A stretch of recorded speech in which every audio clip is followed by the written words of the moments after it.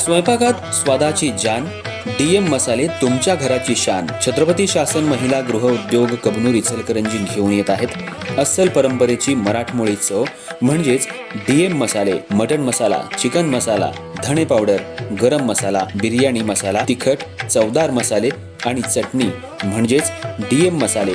तर आजच आपल्या जेवणाची रंगत वाढवण्यासाठी केमिकल विरहित डीएम मसाले, गृहिणींच्या मनातले मसाले आणि चटणी अवश्य वापरा. डीएम मसाले महिला बचत गटाद्वारे करणारे स्वच्छ माफक दरामध्ये म्हणजेच डीएम मसाले. संपर्क दिव्याताई मगदूम, मोबाईल 9130802255.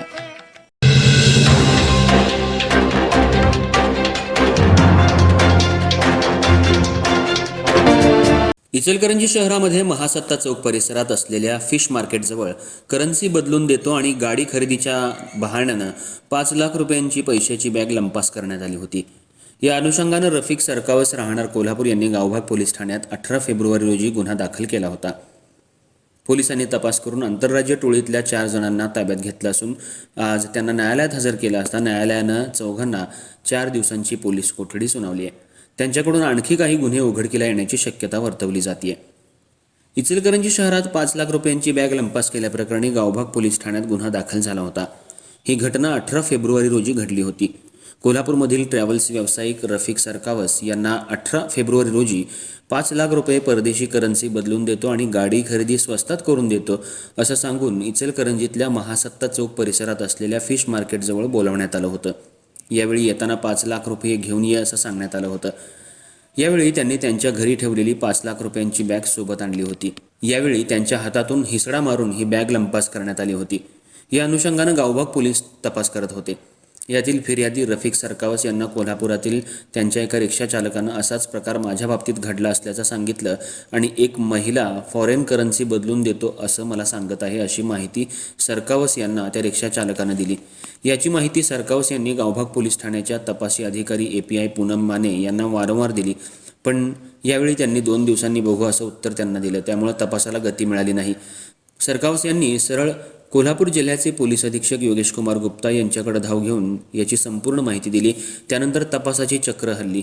कोल्हापूर जिल्ह्याचे पोलीस अधीक्षक योगेश कुमार गुप्ता यांनी या संपूर्ण प्रकरणाची स्वतः माहिती घेत गावभाग पोलीस ठाण्यातल्या अधिकाऱ्यांना सूचना केल्या. त्यानंतर तपासाला वेग आला. रिक्षा चालकाच्या मदतीनं यातील 4 आरोपींना जयसिंगपूर इथं सापळा रचून गावभाग पोलिसांनी पकडलं आणि त्यांना जेरबंद केलं. यात आरोपी जमाल शेख राहणार पुनीत नगर, लुधियाना पंजाब, इशाक शेख राहणार गाझियाबाद उत्तर प्रदेश, बिलाल शेख अलीगड उत्तर प्रदेश, प्रिया मंडल भिवंडी महाराष्ट्र या चौघांना पोलिसांनी ताब्यात घेऊन त्यांच्याकडून अधिक तपास सुरू केला आहे. तपासात अन्य काही गुन्हे उघडकीला येण्याची चिन्ह दिसू लागली आहेत. या आंतरराज्य टोळीनं करन्सी बदलून देतो असं सांगून महाराष्ट्रासह इतर राज्यांमध्येही फसवणुकीचा धुमाकूळ घातलाय. या आंतरराज्य टोळीला गावभाग पोलिसांनी जेरबंद केल्यामुळं त्यांचे सर्व स्तरातून कौतुक होऊ लागले. वरिष्ठ पोलिसांकडून त्यांना रिवॉर्डही देण्यात आलाय.